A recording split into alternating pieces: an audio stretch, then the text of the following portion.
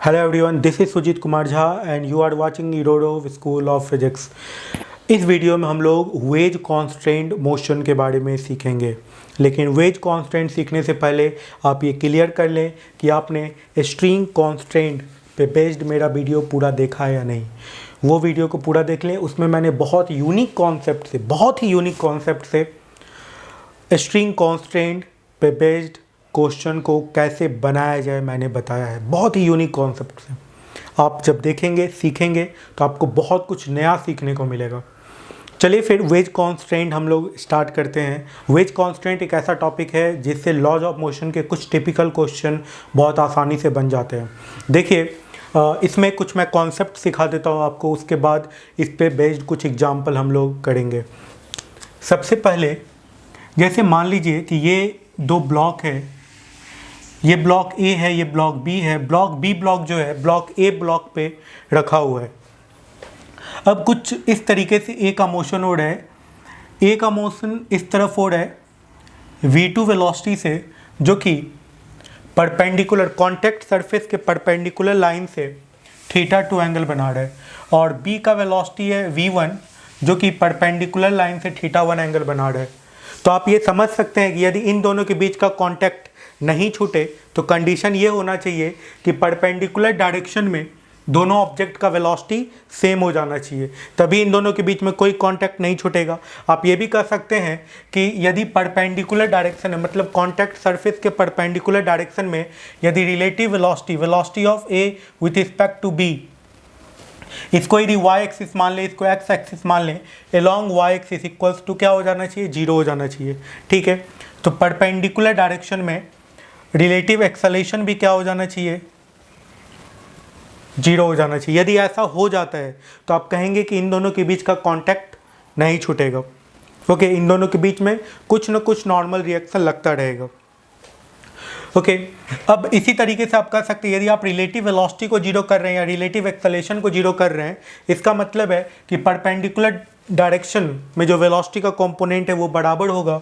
इसका मतलब है v1 cos θ1 equal to v2 cos θ2 हो जाएगा। ये बहुत इंपॉर्टेंट कॉन्सेप्ट है, यदि आप ये समझ रहे हैं तो आपसे कॉन्स्टेंट मोशन का क्वेश्चंस बनेगा। इसके बाद यदि इसको आप डिफ्रेंशिएट कर दीजिएगा तो a1 cos θ1 इक्वल्स टू हो जाएगा a2 cos θ2, और इस तरीके से एक्सेलेरेशन के बीच में रिलेशन लिख सकते हैं आप, और ये हो गया वेलोसिटी के बीच में रिलेशन। चलिए फिर आगे बढ़ते हैं, कुछ और भी कॉन्सेप्ट हम लोग सीखते हैं। इस पे बेस्ड एक एग्जांपल कर लेते हैं कि जैसे मान लीजिए कि एक इंक्लाइन प्लेन है, और यहाँ पे एक बहुत ही फेमस क्वेश्चन है, आपको लगभग हर एक बुक में मिल जाएगा। ओके, और ये कुछ इस तरीके से, ये दो ब्लॉक है, एक ब्लॉक ये है, ब्लॉक ये बी है, और ये जो ब्लॉक ए है ये बी है, और ए का जो वेलोसिटी है वी कुछ इस तरफ है। ठीक है, इसका वेलोसिटी वी डैश है। आपको वी डैश का वैल्यू कैलकुलेट करना है वी के टर्म में। ठीक है, तो ये जो इसका वेलोसिटी वी डैश है, इधर यदि परपेंडिकुलर इसे एक लाइन ड्रॉ किया जाए, ये एंगल यदि थीटा है तो ये एंगल थीटा हो जाएगा। इस तरीके से आप कह सकते हैं कि वी डैश का जो ये कंपोनेंट है, आपको क्या करना है, सरफेस के परपेंडिकुलर लाइन के अलोंग वेलोसिटी का कंपोनेंट सेम होना चाहिए कॉन्स्टेंट मोशन अप्लाई करने के लिए। ये ब्लॉक और ये ब्लॉक दोनों ही बाध्य है अपने परपेंडिकुलर डायरेक्शन में सेम वेलोसिटी से मूव करने के लिए। ये ब्लॉक इसके अंदर इंटर नहीं कर सकता है। ओके, इस कारण से इसके इधर का वेलोसिटी दोनों ब्लॉक का सिमिलर होगा, बराबर होगा। यदि आप ऐसा कर देते हैं तो v dash cos theta that is equals to v sin theta हो जाएगा, v sin थीटा हो जाएगा। तो यहाँ से आप v डैश का वैल्यू निकाल सकते हैं v tan थीटा के बराबर, ये हो जाएगा। इस तरह का क्वेश्चन ऐसे बनेगा। इसी पे बेस्ड एक बहुत ही आसान क्वेश्चन एक और है, वो भी आप देख ही लीजिए। जैसे मान लेते हैं कि ये एक ट्रायंगल है, ओके, और ये कुछ इस तरीके से अब ब्लॉक है, अब ब्लॉक कुछ इस तरीके से है। ठीक है, अब ये ब्लॉक कुछ इस तरीके से है, इसका वेलोसिटी v है, इसका वेलोसिटी निश्चित तौर पे ये जो स्लिप करेगा वो इस तरफ स्लिप करेगा v डैश वेलोसिटी से, ये एंगल थीटा है। अब इसका v डैश का वैल्यू बताना है, बहुत ही आसान है, आप समझ भी रहे होंगे कि इसका जो वेलोसिटी होगा ये एंगल थीटा है तो ये एंगल थीटा हो जाएगा, तो इसका ये कंपोनेंट होगा वो v साइन थीटा होगा। तो इस ब्लॉक का यदि ये a है ये b है तो b का जो velocity perpendicular to the surface v dash ही है, यही कैलकुलेट करना है, और इसका वेलोसिटी हो गया v साइन थीटा। इसका मतलब है v dash equal to v sine theta के बराबर होगा। ये दोनों क्वेश्चन एक तरीके से सिमिलर क्वेश्चन था, ठीक है। अब आगे बढ़ते हैं, एक नेक्स्ट क्वेश्चन पे चलते हैं और उस क्वेश्चन को सॉल्व करते हैं हम लोग। देखिए एक और क्वेश्चन हम लोग सॉल्व कर रहे हैं कि जैसे ये मान लेते हैं कि स्मूथ वॉल है, ये एक ट्रायंगल है और यहाँ से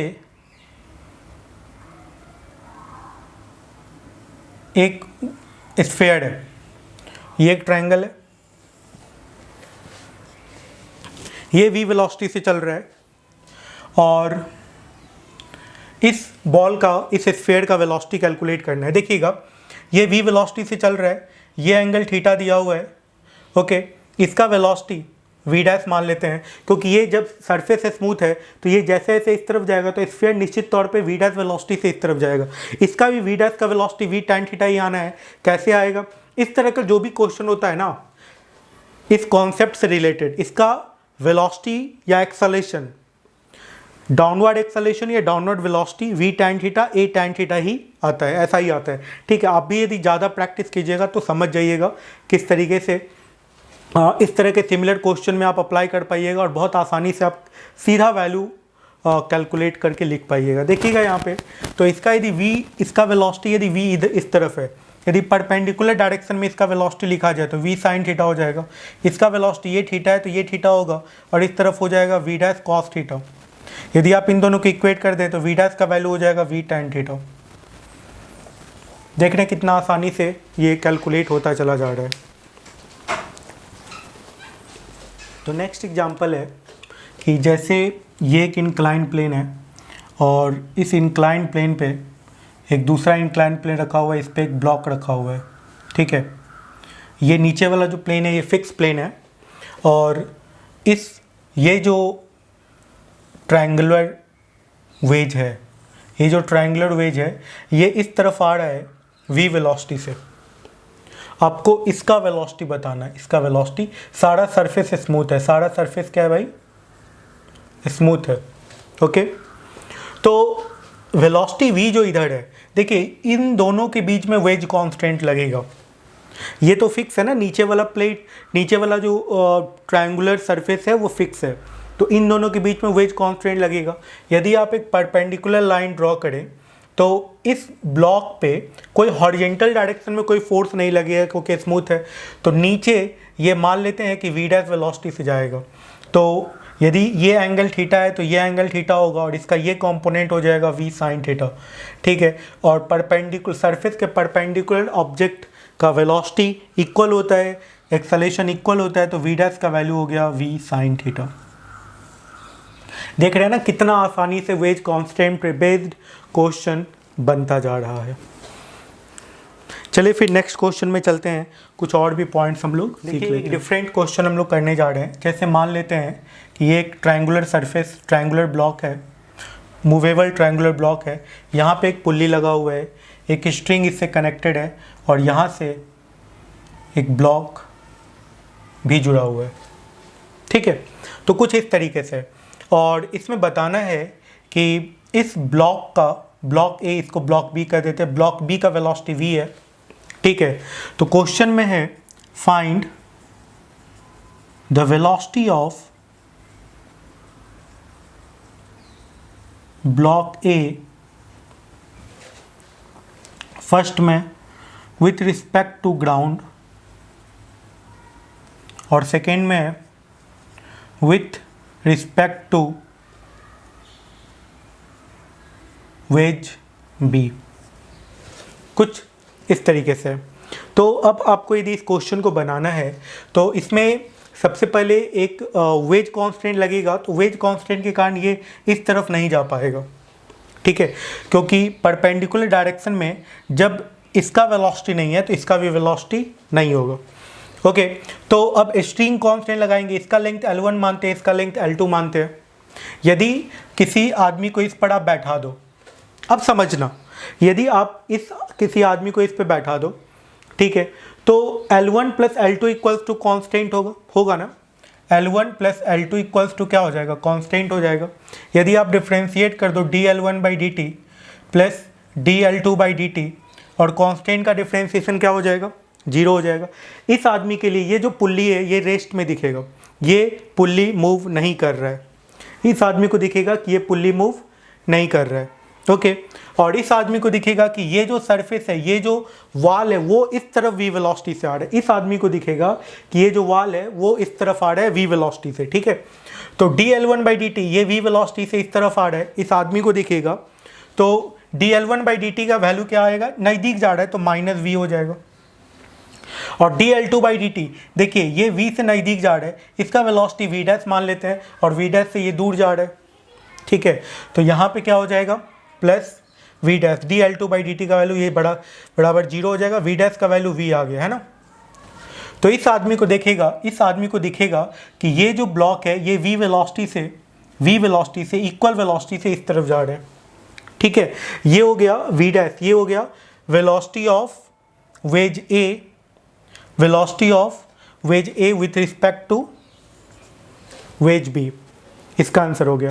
यदि आप with respect to ground calculate करना चाहते हैं, यदि आप कैलकुलेट करना चाहते हैं तो आप देख लें कि इस ब्लॉक का जो वेलोसिटी दिखेगा, एक वेलोसिटी v इस तरफ दिखेगा, एक वेलोसिटी v इस तरफ दिखेगा, और बीच का जो एंगल होगा वो पाई माइनस थीटा होगा। वो कितने के बराबर होगा, पाई माइनस थीटा के बराबर। तो यहाँ पर जो v नेट होगा ये क्या हो जाएगा, va² plus va² plus 2va² cos pi minus theta. और कॉस पाई माइनस थीटा क्या हो जाता है भाई, माइनस कॉस थीटा। तो ये v कॉमन आ गया, √2 × 1 माइनस कॉस थीटा आ गया, जिसको आप 2 sin² थीटा/2 लिख सकते हैं। तो इसका वैल्यू, इसका आंसर आ गया 2v sin θ/2। ये किसके रिस्पेक्ट में आया, ग्राउंड के रिस्पेक्ट में ये वेलोसिटी होगा। तो इस तरीके से हम लोगों ने वेज कॉन्स्ट्रेंट मोशन के बारे में सीखा है। नेक्स्ट कॉन्सेप्ट पे हम लोग चलेंगे नेक्स्ट वीडियो में, और इस पे बेस्ड कुछ एग्जाम्पल हम लोग कर लेंगे। Thank you.